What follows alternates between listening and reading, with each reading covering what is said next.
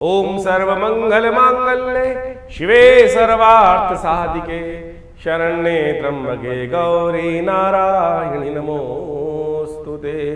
जेन बद्धो बलिराजा दानवेन्द्रो महाबला तेन त्वां प्रतिपद्नामि रक्षे माचल माचल। गंगा तरंग रमणीय जटाकलापं गौरी निरंतर विभूषित वामभागं नारायण प्रियमनंगमदापहारं वाराणसी कुलपतिं भज विश्वनाथम। नमस्कार, स्वागत है आपका आचार्य वाणी में। मैं आचार्य डॉक्टर विक्रमादित्य आपके साथ हूँ। आज का विषय हमारा है सिंह राशि वालों के लिए अगस्त के आरंभ काल में ग्रहों का योग किस प्रकार का रहेगा। देखिए, आपकी राशि के दृष्टिकोण से सूर्य इन दिनों आपकी राशि में बड़ा महत्वपूर्ण योग बना के बैठे हुए हैं और बहुत जल्दी इसी अगस्त के महीने में आपकी राशि में पदार्पण करने वाले हैं, अपने घर में पदार्पण करने वाले हैं। लेकिन उससे पहले आपके जीवन में बड़ी महत्वाकांक्षा उत्पन्न करने के योग बना रहे हैं। बड़े नए नए सपने, बड़े बड़े सपने आपके जीवन में मनोविचारों विचारों में उत्पन्न होते दिखाई दे रहे हैं। उनके पूर्ण होने के रास्ते भी इन दिनों बनने के योग बन सकते हैं, क्योंकि कई ग्रहों का परिवर्तन का योग इन दौरान बनने वाला है। आपकी राशि के दृष्टिकोण से देखा जाए तो आपकी इस वक्त अगस्त के महीने में एक बहुत महत्वपूर्ण राजयोग आपकी राशि में बनकर तैयार होगा। बुध महालक्ष्मी जिसे योग बोला जाता है, बुध शुक्र की युति जब होगी तो आपके लिए वो बहुत बड़ा महत्वपूर्ण योग बनता दिखाई देगा। लेकिन ध्यान रखना पड़ेगा, कई समय आपकी राशि में ऐसे भी आ सकते हैं कि जो आपको लोग साइड लाइन करने का रास्ता बनाएंगे। आपकी जो बिल्कुल गाड़ी सही रूप से चल रही है उसको कहीं ना कहीं साइड लाइन करने का योग बना सकते हैं। तो इसलिए बहुत सोच समझकर शांति के साथ चीज़ों को समझते हुए, समय को समझते हुए आपको कार्य करने की ज़रूरत है इस वक्त।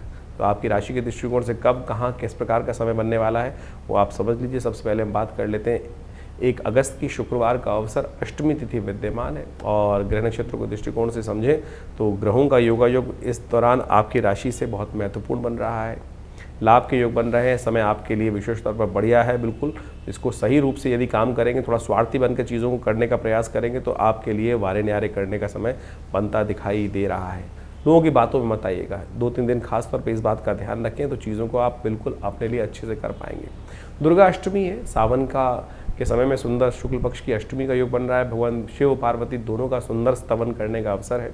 ऐसे में उनका रुद्राभिषेक करें, भगवान का स्तवन करें। सर्वमंगल मांगल्ये शिवे सर्वार्थ साधिके भगवती का मंत्र का जप करते हुए कार्य करेंगे तो अच्छा रहेगा। ध्यान रखिएगा, नए कार्य करने से बचें इस दिन, क्योंकि भद्रा का योग बन रहा है जो करीब करीब शाम को 6:10 तक रहेगा। 2 तारीख का दिन, 2 अगस्त का शनिवार का अवसर, अष्टमी तिथि थोड़ी देर के लिए विद्यमान रहेगी दिल्ली के पंचांग के अनुसार से। उसके बाद नवमी का आगमन हो जाएगा। ऐसे में ग्रह नक्षत्रों के दृष्टिकोण से जो समय का योग चल रहा है, ध्यान रखिएगा, एक बात का ध्यान रखते हुए कार्य करना है। इस वक्त लोग आपको खासतौर पे आपके बने हुए, मेहनत करे हुए कार्य से साइड करने का प्रयास कर सकते हैं। थोड़ा चातुर्य का उपयोग करते हुए कार्य करना है। थोड़ा सा परिवर्तन का समय है। जिह्वा से जो बातें निकल रही हैं उनको शांति के साथ, गुस्से में नहीं, शांति से चीज़ों को करने का प्रयास करेंगे। थोड़ी युक्ति, शुक्र नीति का इस्तेमाल करने की ज़रूरत है, वो आपके लिए बहुत ज़रूरी रहेगा। और ऐसे में ग्रह नक्षत्रों का प्रभाव, क्योंकि शनि मंगल का टकराव आपस में चल रहा है, तो कहीं ना कहीं आपकी राशि के दृष्टिकोण से आपके परिवारजन, आपके बड़े लोग आपसे कहीं ना कहीं थोड़ा संबंधों में क्लैश होने के योग बन सकते हैं। चीज़ें आपके हाथ से निकल भी सकती हैं, लेकिन अभी ग्रह सहयोग कर रहे हैं, उनको ठीक करने का प्रयास कर लीजिए। 2 दिन बाद ग्रह थोड़े भारी हो सकते हैं आपकी राशि के दृष्टिकोण से, तो अभी समय है उन चीज़ों को, संबंधों को ठीक करने का आपको प्रयास करना चाहिए। शनि को मनाएं। शनि का इस वक्त जो योग चल रहा है आपकी राशि के दृष्टिकोण से वो ढैया चल रही है, तो इस दिन शनि के दिन प्रसन्न करने के लिए थोड़ा तेल का दान कर लीजिए, या शमी के पेड़ पर थोड़ा जल अर्पित करने का प्रयास करें। ओम प्रांग प्रींग प्रौंग से शनिश्चराय नमः इस मंत्र का जप करते हुए अच्छा रहेगा आपके लिए। 3 तारीख रविवार का अवसर, नवमी तिथि विद्यमान है और इस दिन ग्रह नक्षत्रों के दृष्टिकोण से ग्रह परिवर्तन की तरफ जाएंगे और थोड़ा स्वास्थ्य का ध्यान रखने की ज़रूरत पड़ेगी आपको। इन दिनों जो भी काम करें स्वास्थ्य का थोड़ा ध्यान रखते हुए कार्य कीजिएगा। और बेकार थोड़ा सा मौसम परिवर्तन कर रहा है, हाइजीन का बहुत ज़्यादा ध्यान रखते हुए कार्य करेंगे तो अच्छा रहेगा। इसका विशेष तौर पर ध्यान रखना चाहिए। ग्रहों के साथ साथ रविवार का सुंदर अवसर है। सूर्य इन दिनों आपके अंदर महत्वाकांक्षा, जो लोग थोड़े स्पेकुलेशन वाले बिजनेस करते हैं, थोड़ा सा ऐसा काम करते हैं शेयर मार्केट में, उनको कहीं ना कहीं थोड़ा ध्यान रखते हुए कार्य करना चाहिए। बहुत ज़्यादा उम्मीद लगाकर कहीं ना कहीं रिस्क में फंस सकते हैं, नुकसान होने के योग बन सकते हैं। तो इस बात का विशेष तौर पर ध्यान रखते हुए कार्य करेंगे तो अच्छा रहेगा। रविवार का दिन है, आश्रम पे बड़ा यज्ञ रहता है, तो इस समय पितरों के निमित्त सावन के महीने में हमने गायत्री यज्ञ रखा हुआ है, आप उसमें भी सम्मिलित हो सकते हैं।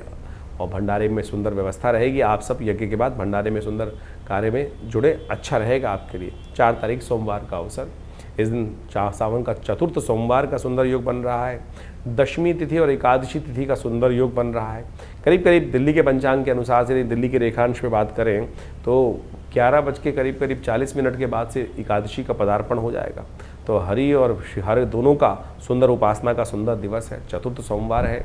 समस्त मनोरथों को, सांसारिक मनोरथों को सिद्ध करने वाला सोमवार माना जाता है। ऐसे में एकादशी के संयोग के साथ साथ संसार के निमित्त भी जो संसार के समस्त कष्ट है उनको निवृत्त करने का योग बनेगा। तो आप कोशिश ये करें, भगवान विष्णु का भी अभिषेक करें और शंकर जी का भी अभिषेक करें और उनके दोनों को चरणामृत को ग्रहण करने का प्रयास करें। कष्टों को हरने के योग बनेंगे। ग्रह नक्षत्रों के दृष्टिकोण से ऐसे में थोड़ा सा ग्रह जो है वो कहीं ना कहीं थोड़े से कहीं विवादों में उत्पन्न करने का, मनोमस्तिष्क में कहीं ना कहीं विचार, थोड़ा से मन में दुविधा या थोड़ा सा मन में कहीं ना कहीं भय का योग बनाता दिखाई दे रहा है। तो ऐसे में भयों को दूर करने के लिए सबसे अच्छा रहेगा कि तेलाभिषेक भगवान का इस अंतिम सोमवार पर आपकी राशि के दृष्टिकोण से सिंह राशि वालों को तिल के तेल से भगवान का अभिषेक करने का प्रयास करना चाहिए, या विजया से, भंग के रस से भगवान का अभिषेक करने का प्रयास कीजिए। ये आपको विजय भी दिलाएगा और आपके कष्टों को दूर करने का योग भी देगा, क्योंकि इस वक्त थोड़े से चंद्रमा भी वीक चल रहे हैं आपके, और साथ साथ मंगल और शनि दोनों के दोनों कहीं ना कहीं आपकी राशि में दुविधाओं को उत्पन्न करते दिखाई दे रहे हैं। तो इसका उपयोग करें। हमने विवेकानंद योगाश्रम में इस दिन बड़ा विशाल रुद्राभिषेक रखा है। सावन का आखिरी सोमवार का योग है, तो आप भी उस कार्यक्रम में शाम को 6 बजे से लेकर सुंदरकांड का कार्यक्रम भी रहेगा, उसमें सम्मिलित हों। आपके शनि मंगल का जो टकराव चल रहा है उसको भी ठीक करने का योग बनेगा, क्योंकि सुंदरकांड का कार्यक्रम भी रहेगा, उसमें सम्मिलित होइए। आनंद रहेगा, भगवान की कृपा से समस्त कष्ट दूर होंगे। 5 तारीख मंगलवार का अवसर, एकादशी तिथि विद्यमान है और इस दिन ग्रह नक्षत्रों के दृष्टिकोण से ग्रह परिवर्तन की तरफ जा रहे हैं और आपकी विजय निश्चित होती दिखाई दे रही, विजय के योग बनाते दिखाई दे रहे हैं। सुबह थोड़ी हल्की दिखाई देती है, लेकिन दोपहर आते आते आपके ग्रह नक्षत्र आपके लिए आने वाले 2-3 दिनों में कहीं ना कहीं से विजय के योग बनते दिखाई देंगे। एक पवित्रा एकादशी, पाप नाशनी एकादशी का योग है। मंगलवार के दिन ये एकादशी का योग पड़ रहा है। साथ साथ गज केसरी योग भी बनता दिखाई दे रहा है। तो इन सब का उपयोग करने के लिए ये आपके लिए सबसे खास तौर पर अच्छा दिखाई देता है कि आप विशेष तौर पर इस दिन भगवान के प्रति अवश्य व्रत रखें। एकादशी का व्रत समस्त पापों को नाश करने वाला व्रत माना जाता है। तो भगवान का सुंदर व्रत रखें, उनका पूजन करें, कल्याण के योग बनते दिखाई देंगे। 6 तारीख बुधवार का अवसर, द्वादशी तिथि विद्यमान है। बुध प्रदोष का योग बन रहा है, गज केसरी योग बन रहा है। ये सारे योग कहीं ना कहीं आपके लिए बहुत महत्वपूर्ण पॉजिटिव रिजल्ट लाने के योग बनाते दिखाई दे रहे हैं। एक बात का ध्यान रखिएगा, 5, 6, 7, 5 अगस्त, 6 अगस्त, 7 अगस्त को ज्येष्ठा और मूल नक्षत्रों का योग बन रहा है। ऐसे में जो जातक इस समय में जन्म लेते हैं उनकी मूल शांति अवश्य करानी चाहिए। और जिन जातकों ने पहले इन राशियों में जन्म लिया है पूर्व में और उसके बाद उनकी मूल शांति नहीं हुई, तो कई बार क्या होता है, जीवन में बेकार के कष्ट हम समय समय पर चलते रहते हैं। तो ऐसे में उन कष्टों को निवृत्त करने के लिए जब ये नक्षत्र घूम कर आएँ तो कम से कम 27,000 मंत्र का जप इस दिन से आरंभ करके अवश्य करवा लेना चाहिए। ये कहीं ना कहीं आपके जीवन के अप्रत्यक्ष कष्टों से रक्षा करने के योग बनाता है। 7 तारीख बृहस्पतिवार का अवसर, त्रयोदशी तिथि विद्यमान है इस दिन, और साथ साथ ग्रहों का परिवर्तन का योग बनता दिखाई देगा। और ये परिवर्तन दिन आपके लिए अच्छा दिखाई देता है। शाम से पहले महत्वपूर्ण कार्य पूर्ण करने का प्रयास करें। आने वाले 2-3 दिन थोड़े से भारी दिखाई देते हैं, चाहे वो एंजाइटी डिसऑर्डर हो, थोड़े से अननेसेसरी मन का उतावलापन हो, वो कहीं ना कहीं कष्ट देने का योग बनाएगा। तो ध्यान रखते हुए कार्य करना आपके लिए बहुत ज़रूरी। रवि योग है इस दिन, पीली चीज़ों का दान करें, गुरुजन का सहारा लें, आपके लिए अच्छा। दोपहर को 2 बजे के बाद रवि योग बनेगा, तो वो आपके लिए खासतौर पे कोई नया कार्य आरंभ करना हो उसके लिए अच्छा योग बनाता है। 8 तारीख शुक्रवार का अवसर, चतुर्दशी तिथि विद्यमान है। सत्य व्रत इस दिन रहेगा। बहुत सारे लोग प्रश्न करते हैं बार बार कि सत्य व्रत एक दिन कब रहेगा, पूर्णिमा के दिन रहेगा या उससे पहले रहेगा। इस दिन दिल्ली के पंचांग के अनुसार से यदि आप देखें तो क्या हो रहा है, शाम के समय जब चतुर्दशी के बाद पूर्णिमा आगमन हो जाएगा, तो पूर्णिमा शाम के समय चंद्रमा जब निकलेंगे तो सत्यव्रत का सुंदर इसी दिन योग बनता है। ग्रीव जयंती भी इस दिन है। भगवान के विष्णु का सुंदर स्तवन और सत्यनारायण व्रत तो सावन के महीने में समस्त मनोरथों को सिद्ध करने की योग देता है। ग्रह थोड़े हल्के हैं, तो अवश्य थोड़ा सा भगवान का सुंदर स्तवन करें। समस्त कष्टों को निवारण करने के लिए मन में थोड़ा सा कहीं ना कहीं भय दिखाई देता है, कष्ट दिखाई देता है। तो ऐसे में उन सब को ठीक करने के लिए, मन को पॉजिटिव करने के लिए, स्वास्थ्य के मामले में खराब प्रभाव को हटाने के लिए, अननेसेसरी खर्चों से बचने के लिए इस समय सत्यव्रत सबसे श्रेष्ठ है। ओम नमो नारायणाय, ओम नमो भगवते वासुदेवाय, इस मंत्र का जप करते हुए भगवान को भोग लगाएं, सत्यनारायण कथा सुने, तो कष्ट निवृत्ति का योग बनेगा। 9 तारीख शनिवार का अवसर, राखी का सुंदर पर्व, और इस दिन रक्षाबंधन के साथ साथ श्रावणी कर्म भी शास्त्र में वर्णित किया जाता है। गुरु मंत्र से दीक्षा लेना, गुरु का सानिध्य प्राप्त करना, उपनयन संस्कार इत्यादि भी इस दिन करना संपूर्ण रूप से कल्याणकारी रहता है। इस दिन बुद्ध होने जा रहे हैं उदय, और आपकी राशि के दृष्टिकोण से बुद्ध महाराज इन दिनों उदय होकर थोड़ा सा आपके लिए ध्यान रखना पड़ेगा। चीज़ों को आपके लिए थोड़ा सा नेगेटिव होता दिखाई देंगी। सिंह राशि वालों खासतौर पर ध्यान रखिएगा, कहीं आपकी उपेक्षा चाहे आपके घर में चाहे बाहर में ना होने के योग बन जाए। ऐसे में उस उपेक्षा को दूर करने के लिए आपको विशेष तौर पे हल्दी का टीका अपने माथे पर लगाने का प्रयास करना चाहिए। थोड़ा सा हल्दी से स्नान करने का प्रयास करना चाहिए, और हो सके तो भगवान को स्तवन करते हुए, पूजन करते हुए पीले रंग का धागा विशेष तौर पर भगवान को अर्पित करना चाहिए, या उसको आप कलावा, पीले रंग का कलावा बांधना भी आपके लिए अच्छा रहेगा। ओम ब्रांग ब्रिंग ब्रोंग से बुधाय नमः इस मंत्र का जप करते हुए पीले रंग के धागे को धारण करें। ये आपके लिए विशेष योग है, क्योंकि ये बुद्ध उदय होकर कहीं ना कहीं आपके लिए कुछ नेगेटिव रास्ते खोलते दिखाई दे रहे हैं। इसके साथ साथ राखी का सुंदर पर्व आपके भाग्य को किस प्रकार से जगाएगा, पहले उसका महत्व समझें आप। भारतीय संस्कृति में रक्षाबंधन का अद्भुत वर्णन शास्त्रों में बड़ा प्राचीन काल से मिलता है। आज कुछ भ्रांति संसार में उपस्थित कर दी जाती है। आज हमारे मॉडर्न हिस्टोरियंस ने जिस प्रकार से राखी को कुर्मावती और हुमायूं के साथ जोड़कर बना दिया, और उसके द्वारा उन कथाओं को हमारी टेक्स्ट बुक्स में डालकर, एनसीईआरटी की टेक्स्ट बुक्स में डालकर कुछ वर्ष पूर्व ऐसी व्यवस्था बना दी गई, शायद हमारे बच्चे, हम सब लोग यही सोचते हैं कि हमारी संस्कृति तो शायद हुमायूं से पहले थी नहीं, मुगलों से पहले थी नहीं। लेकिन यदि शास्त्र में वर्णित, हमने आरंभ में एक मंत्र पढ़ा था, जेन बद्धो बली राजा दानवेंद्रो महाबला तेन त्वाम प्रतिबदनामी रक्षे महाचल माचल। यानी भगवती महालक्ष्मी ने ये सबसे पहला जो राखी का बंधन था, ये बड़ा, अब ये शास्त्र में वर्णन जो आता है कैसे किया उन्होंने, उसके लिए राजा बलि की कथा चलती है। भगवान वामन का जब अवतार हुआ तो उस वक्त उन्होंने 3 पग में समस्त जो संसार को नाप लिया था। जो 2 पग में नापने के बाद तीसरा पग कहाँ रखा था, बलि के सिर पे रख दिया था। बलि ने कहा था कि आपने संपूर्ण संसार पर तो आधिपत्य स्थापित कर लिया, जो दान मैंने दिया उसको स्वीकार कर लिया, और अब तीसरा पग जो रखना है वो प्रभु आपने अभी मेरे शरीर पर विजय नहीं प्राप्त करी, आप मेरे सिर पर अपना चरण रखें। तब तीसरा कदम उन्होंने वहाँ रखा। तब भगवान ने प्रसन्न होकर महाराज बलि को क्या किया, महाराज बलि को राजा जो राज्य दे दिया, पाताल लोक का राज्य। भगवान ने जिस प्रकार से उनको श्रद्धा के साथ संपूर्ण रूप से जो उन्होंने उनकी परीक्षा ली थी, ये सब परीक्षा ही कथाओं के माध्यम से समझें कि जिस प्रकार से भगवान ने महाराज बलि की परीक्षा ही ली ना, और परीक्षा में उत्तीर्ण हुए, तो उनको परिश्रम, उस परीक्षा का जो उपहार मिलना था, उपहार क्या मिला, वरदान मिला।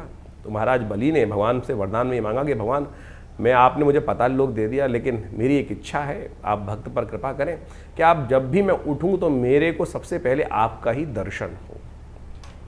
कैसे होगा दर्शन, तो भगवान को द्वारपाल बना दिया गया। महाराज भगवान ने प्रसन्न, यानी भक्त पर भगवान इतने प्रसन्न हो जाते हैं कि जैसी मनोकामना सिद्धि की इच्छा रखता है भक्त, उसको पूर्ण करने के लिए भगवान वहाँ प्रेमवश क्या हुए, महाराज बलि के यहाँ पाताल लोक में द्वारपाल के रूप में प्रतिष्ठित हुए। और जैसे ही महाराज बलि उठते थे तो कहा जाता है कि सबसे पहले दर्शन श्रीहरि के उनको होते ही थे। ये श्रद्धा भाव, विश्वास की कथा है। इसको समझने के लिए बहुत ज़्यादा भक्त बुद्धि ही चाहिए, तब जाके समझ में आएगा। कहा जाता है भगवती जो लक्ष्मी थी बड़ी दुखी हुई कि भगवान को वहाँ उन्होंने बांध के रख लिया, मोहवश आपने भक्त जाल में फंसा लिया।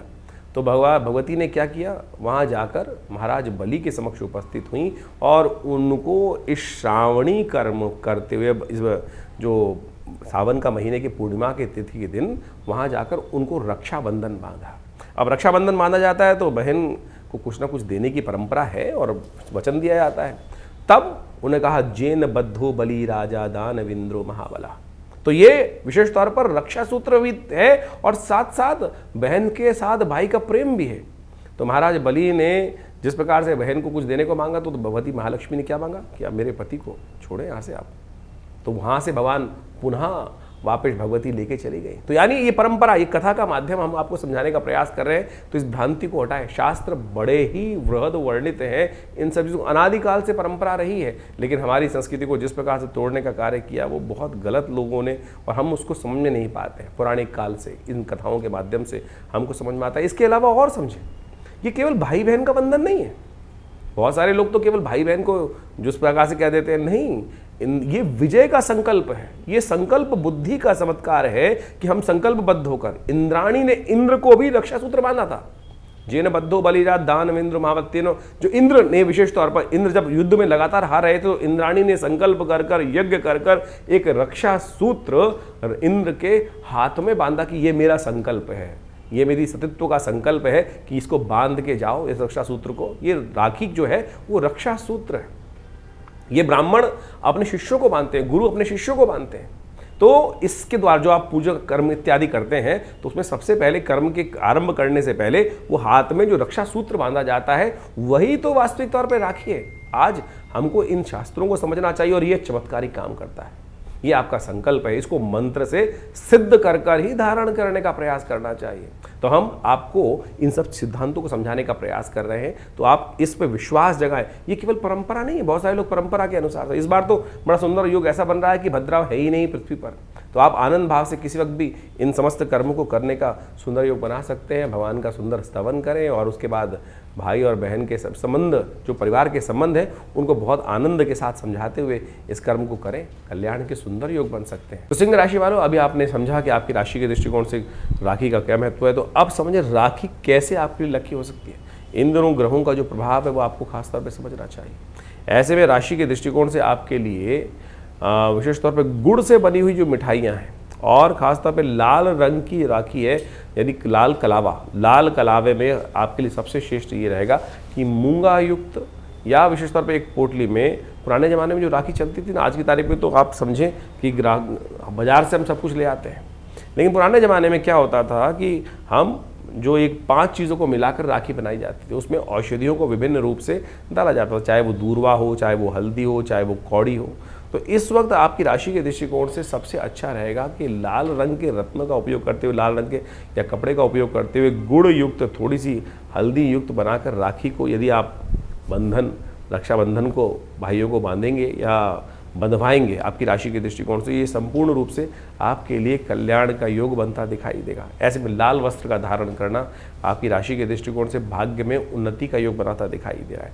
हनुमान जी का सुंदर स्तवन आपकी राशि में, यदि राखी का बंधन करते हुए आप हनुमान चालीसा का पाठ कर लें या हंग हनुमते नमः इस मंत्र का जप कर लें, तो आपकी राशि के दृष्टिकोण से भाग्य से जागने की योग, कष्टों से निवृत्ति की योग। राखी का बंधन रक्षाबंधन है, ये रक्षा देने वाला पर्व है, रक्षा सूत्र बांधने वाला पर्व है। तो ऐसे में विशेष तौर पर इस रक्षा सूत्र को धारण करने से, हनुमान जी की कृपा से, आपकी राशि के दृष्टिकोण से इस सानिध्य को लेने से और बहुत बढ़िया कल्याणकारी योग आपकी राशि में बनते दिखाई देंगे।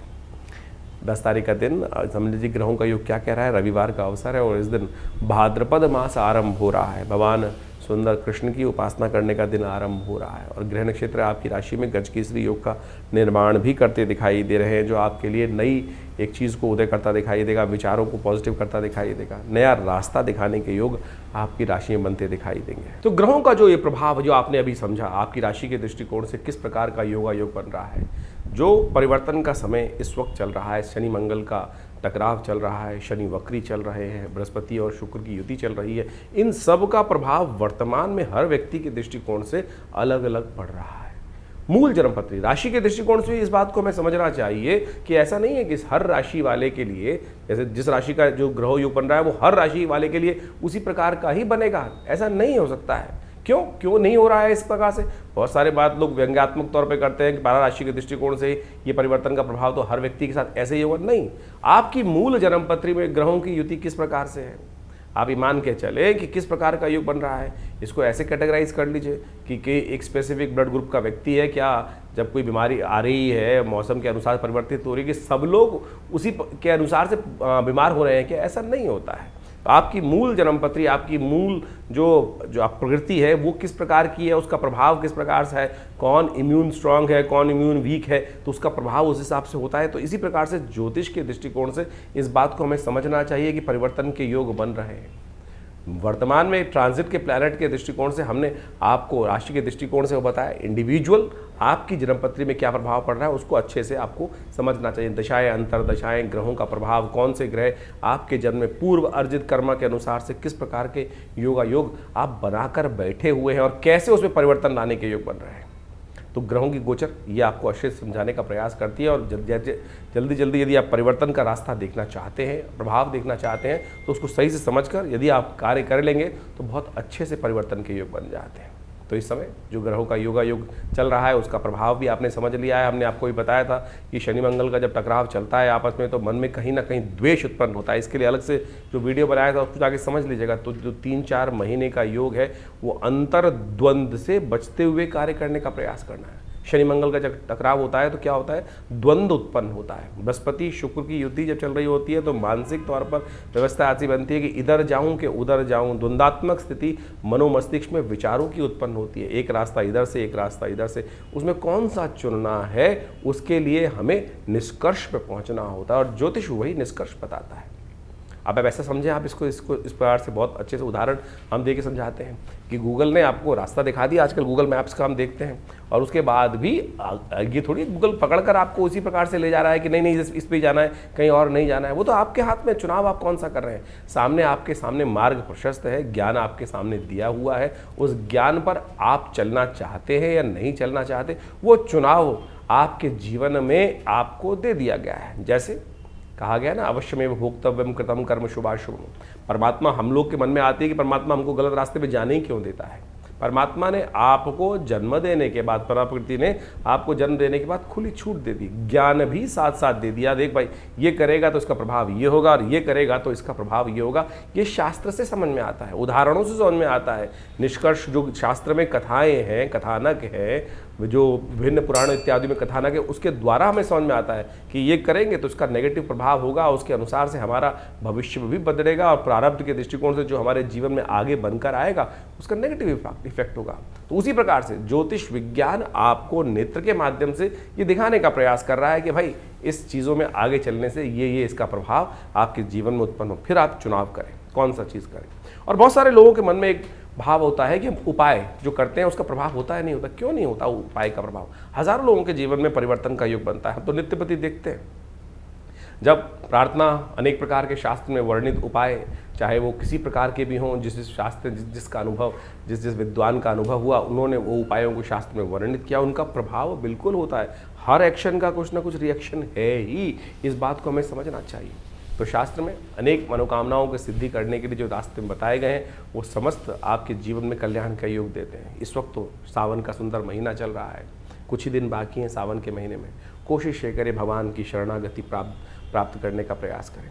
देखिए 9 ग्रह आपके जीवन में बहुत सारे खेल खेलते हैं, बहुत सारे खेल आते हैं, अच्छे बुरे सब प्रकार के आते हैं, लेकिन भावी मेट सके त्रिपुरारी, ये भाव से हम ध्यान रखना चाहिए। तुलसी बाबा ने बड़े सुंदर रूप से लिखा है कि हमारे जीवन के जो कष्ट हैं वो कौन मेट सकते हैं? भगवान शंकर ही मेट सकते हैं। और भगवान शंकर का अनुग्रह, ये 10वां ग्रह है, इसका अनुसरण करने का प्रयास करो। 9 ग्रह तो जो खेल खेलेंगे, ब्रह्मा मुरारी त्रिपुरा अंतरकारी भानु शशि भूमि सुतो बुधश्च, ये सब तो ग्रह चलते ही रहेंगे। लेकिन इसके बाद भी जो 10वां ग्रह है, प्रभु का अनुग्रह हम प्राप्त करने का प्रयास करें। शिवरात्रि से नवरात्रों में, विशेष तौर पर सावन के महीने में विशेष कार्यक्रम चलते हैं, हर क्षेत्र में चलते हैं, भारत के क्या पूरे विश्व में जहाँ जहाँ सनातन की पद्धति रही, वो जहाँ जिस प्रकार भी योग होते हैं, लोग भगवान की शरणागति प्राप्त करते हैं। और कथाओं के माध्यम से वो विश्वास जागना चाहिए कि एक लोटा जल भी भगवान शंकर को यदि अर्पित करेंगे तो बहुत सारे कष्टों से निवारण करने का ये विश्वास है हमारा,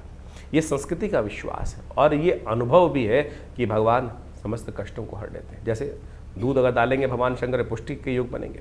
भगवान के अपने मनोरथ सिद्ध करने के लिए अनेक प्रकार से अनेक विधान शास्त्र में उपस्थित किए गए हैं। तो इस वक्त रुद्राभिषेक का समय चल रहा है, कोशिश करें अपनी श्रद्धा के अनुसार से भगवान को जल अर्पित करें, दूध से भगवान का अभिषेक करें, दही से भगवान का अभिषेक करें, घी से भगवान का अभिषेक करें, इच्छू रस, गन्ने के रस से भगवान का अभिषेक करें।